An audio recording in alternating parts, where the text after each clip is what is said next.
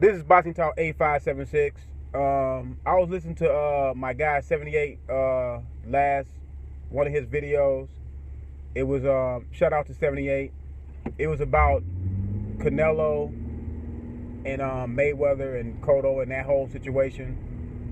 He was saying that he wishes Mayweather come back and fight, you know what I'm saying, Canelo for the 160 pound WBC 160 pound title, lineal title at 155 or whatever, and take the strap off of Canelo, because Canelo has just played K2 and Triple G once again by being allowed to extend talks of a fight in May, at the end of May. And I already seen the writing on the wall, man, with this whole Canelo versus Canelo versus Triple G situation. I knew that when Canelo beat Cotto that he was not going to fight Triple G anytime soon, especially not at 160.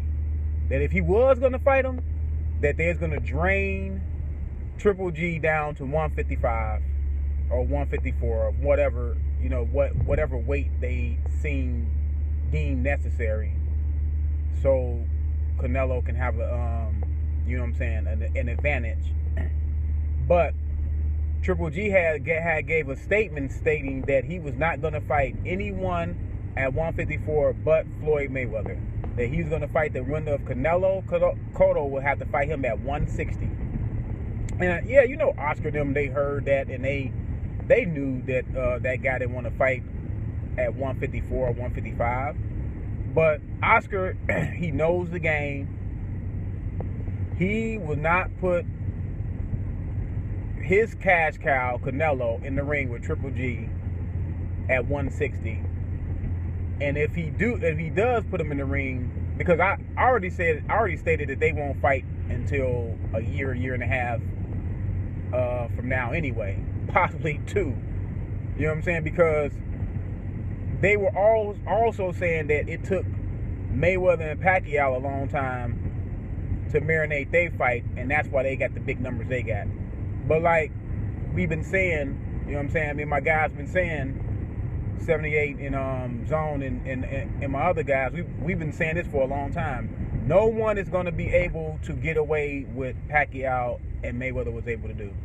That was a unique situation, man. That was a very, very unique situation. You had a smaller guy that was coming up through the weight classes, beating the crap out of everybody, stopping people. You had Mayweather undefeated, never been beaten, you know what I'm saying, going in there and outclassing a lot of fighters. And that just was a phenomenon. Then you had Mayweather fans on one side, you had Pacquiao fans on one side, and they was both extreme fans. So that was unique. That's not going to happen again. No fighter will be able to marinate a fight that long again. We're not, as boxing fans, we're not going to allow them to do a 5-year plan anymore. So, Golden Boy, what they're going to do, they're going to stall out Triple G. And Triple G, he is, 33, 34 years old?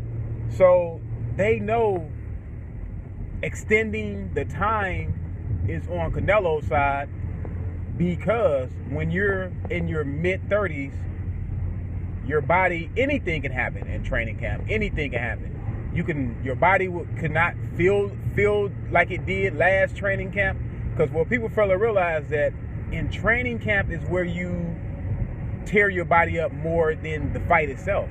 Because in training camp, you're going to run, you're going to hit the bag, you're going to hit the speed bag, you're going to spar countless rounds. If you're gonna it's gonna be a scheduled 12-round fight, you're gonna spar anywhere up to probably 100 rounds in sparring, maybe more. So it's the sparring, it's the getting ready for the fight that takes a toll on these fighters, man. And Triple G is in his mid-30s. So look, what Triple G need to do is just move on from the Canelo fight. I know he can make a lot of money fighting that fight, but what he need to do is just move on. He got plenty of guys at 160 he can fight. He can fight Daniel Jacobs. He could fight the Charles. Not the Charles. He could fight Peter Quillen. He could fight Andy Lee. He got some good fights at 160, and then he got some good fights at 168. He got guys at 168 he can fight. Then he got guys at 175. So actually, Triple G can make, you know what I'm saying, his money and his reputation and his legacy off of moving up and beating guys above him instead of worrying about Canelo. Because Canelo don't want to fight, man. He don't want to fight you right now. He don't want to fight you only if he has a big advantage.